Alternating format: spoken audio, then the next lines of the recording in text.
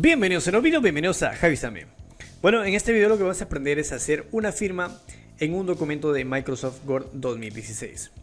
Bueno, tengo preparado ya un documento, el cual es esta solicitud, y quiero agregarle una firma justo acá encima del nombre.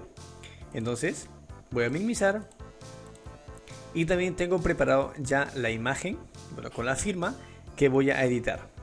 En este caso es el visor de Windows 10, el cual tiene la opción también de recortar. Voy a hacer el siguiente paso, voy a justo en el lápiz de editar, voy a presionar justo en esta opción donde dice recortar, y voy a recortar hasta donde quiero que se mantenga la firma. Ahora, hecho esto, me voy al aspa de aplicar, guardo los cambios, listo, voy a cerrar.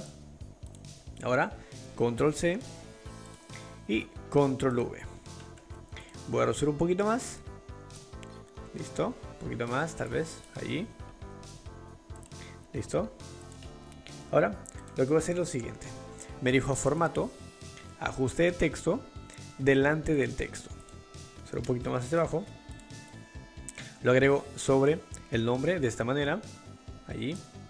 Ahora me dirijo a formato, me dirijo en correcciones, y ahora, por ejemplo, quiero mantener, a ver, algo así, o tal vez así. Ahí está, algo así.